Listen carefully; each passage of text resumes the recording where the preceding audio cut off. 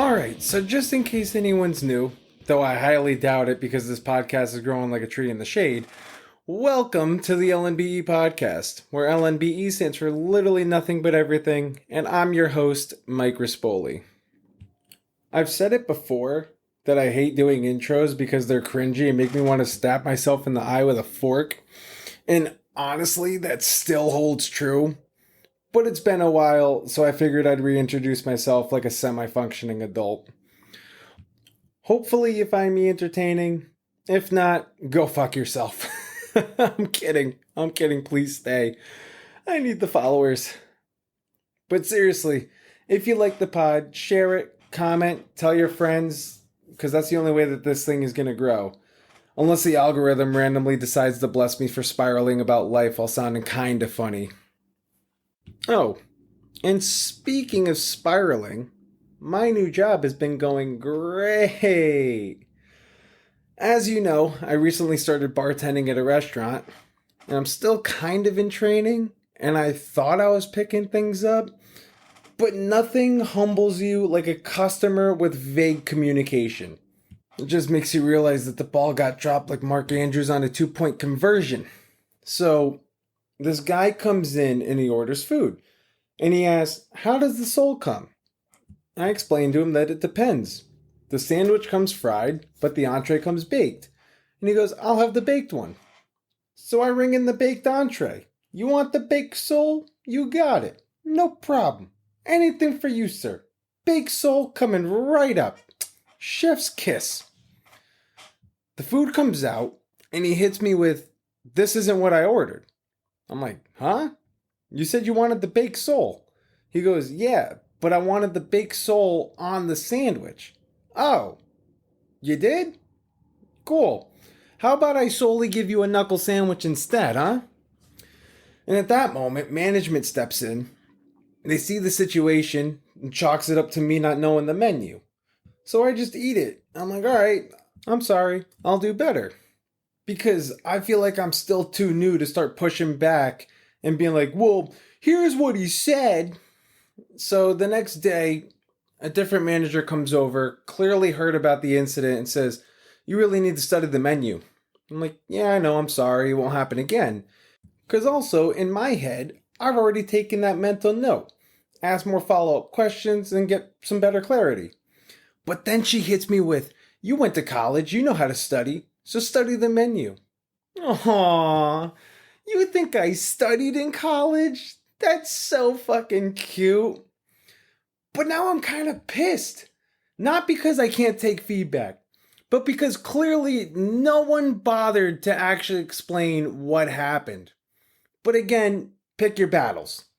I mean, I'm not going to be that guy who argues over a fish sandwich his third week in. And honestly, she's not totally wrong.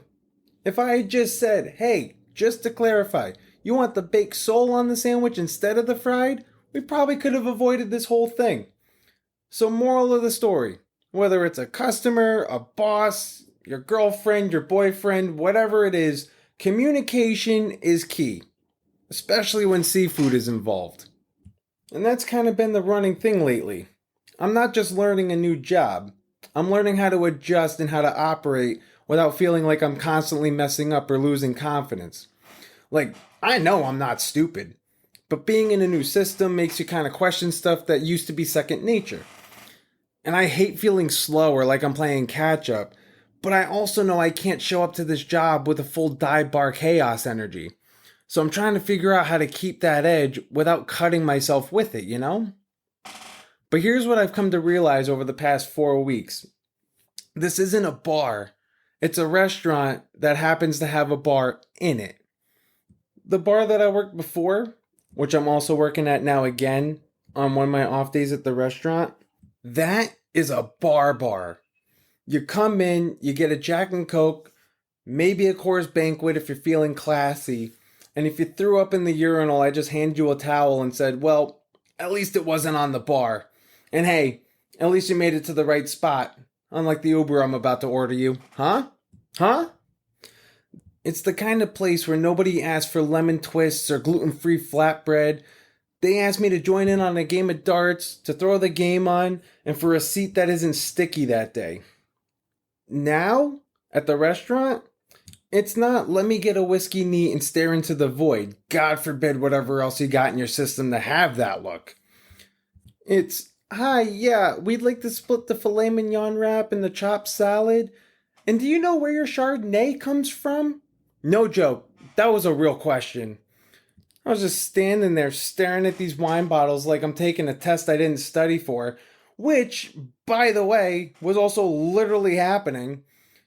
I got two of our house Chardonnays in my hands scanning these labels like, it looks like they both come from California. And she hits me with, oh, that just won't do. What else you got? And in my head, I'm like, lady, I don't have time for this episode of Sommeliers. So I just hit her with, on the back of the menu is the full wine list. Let me know if anything jumps out at you. Although it is funny, because in some moments, I do get to utilize my dive bar attitude just a little bit. I had one guy go, what do you have for bottled beer? I'm like, that depends. You want alcoholic or non-alcoholic? And he's like, well, I came for a drink. Whoa, all right. Somebody had a tough day at the office. So I said, well, this is a great spot for one. But for alcoholic beer, for you, we have Corona and Coors Light. Do you have Miller Lite? Sir, we have Corona and Coors Light. You don't have Bud Light? Now I'm getting annoyed. And in my head, I'm thinking, bro, did you just OD on stupid pills? I don't see a hearing aid. Bro probably drives the same speed limit as his IQ.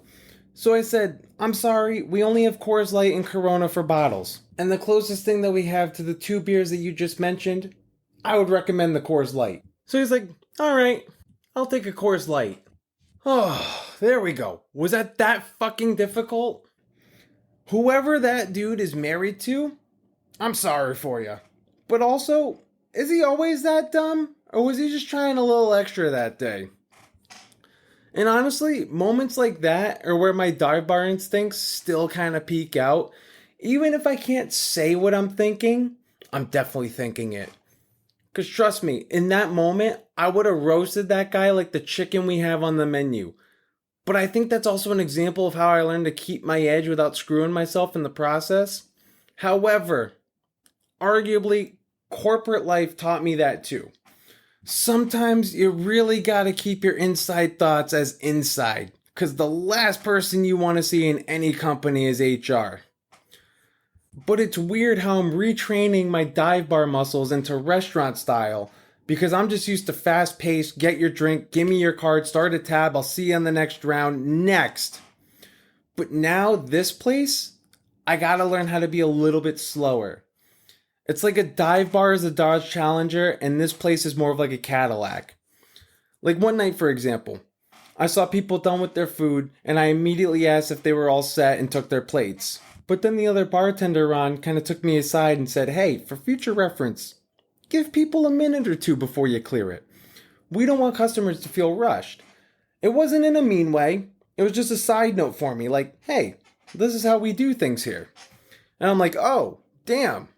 Okay, that's a new learning curve. Because in my head, appetizers done? Cool, clear it. You got your food? Great, eat, finish up, and get the fuck out. I want turnover. Turnover means more people sitting, and more people sitting means more tips. But here, it's more like, let people lounge, let them relax, and hope that great customer service leads to a better tip. But I'm also like, okay, 20% off the next bill is more than the extra $2 those people are going to tack on. Like, okay, I understand this is a restaurant, but here's my thing. Unless it's a dead night and I've got 3 people there, yeah, absolutely. Have dessert, have coffee, hang out with me for a bit. I'm more than willing to talk about your dog's ACL injury. But if I've got a full bar and another row of people waiting, don't order dessert, don't order coffee. Come for what you came for, have a drink or two, eat, and get the fuck out of my bar. I want those next asses in seats. You want to lounge and have dessert and coffee? Make a reservation. Sit at a fucking table. Tip your waiter the extra $5. At the bar, My money comes from volume. And if I gotta spend an additional 45 seconds making you a cappuccino, which now I know how to do, that's time I'm wasting not checking on another person or seeing empty glasses or whatever. But that's not how this place runs. So this is also something I need to get used to with how this bar operates. And while I'm learning to shift gears and adjust to the style here, I'm also trying to figure out my flow behind the bar. Like, we've got all of our well stuff on the top shelf. Visually, sure, it looks great. Symmetry, clean lines, nice display. It's kind of like the idea of shopping with your eyes, because you put the price of your bottles at eye level so customers see them. It's kind of like grocery store psychology. You don't just put the expensive stuff on the bottom shelf. But for me, at the restaurant, I'm reaching for Tito's Kettle and Grey Goose constantly if I'm slammed, and now I gotta climb up like I'm scaling Mount Smirnoff to refill my well. Meanwhile, someone's waving their empty glass like they're trapped in the ocean. I don't need a curated shelf layout. I need speed. I need those bottles in reach because I use them like every 5 seconds. And yeah, maybe that's just another adjustment. But I'm starting to think this job is just one big metaphor for life right now. Because I'm trying to keep up, find my rhythm, and work inside systems that weren't built for speed.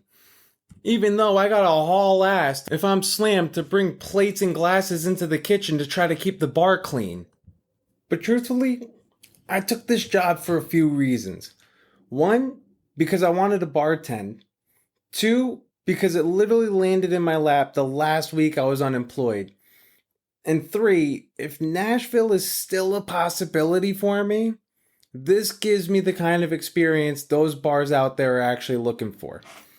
But also, honestly, it seriously does feel like God finally threw me a bone and said, here, this one's for you. Here's a new path. What are you going to take from it? So yeah, maybe this job isn't just a paycheck.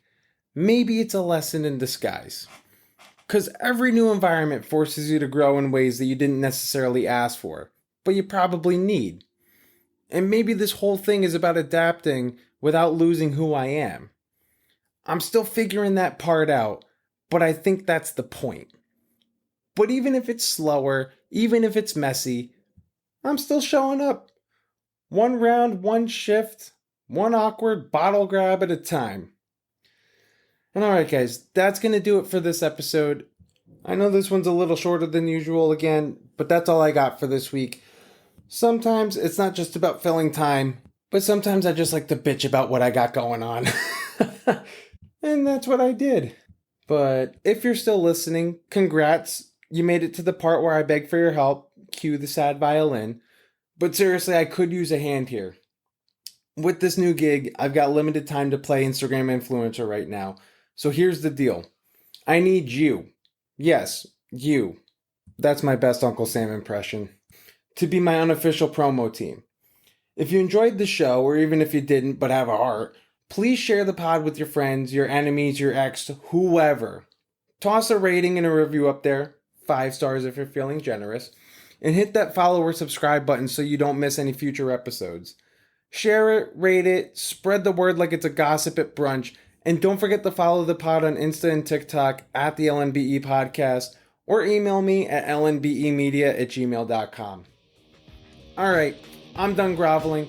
Thanks for listening and for doing whatever you can to help. I hope all of you have a great week, and we'll catch up next time.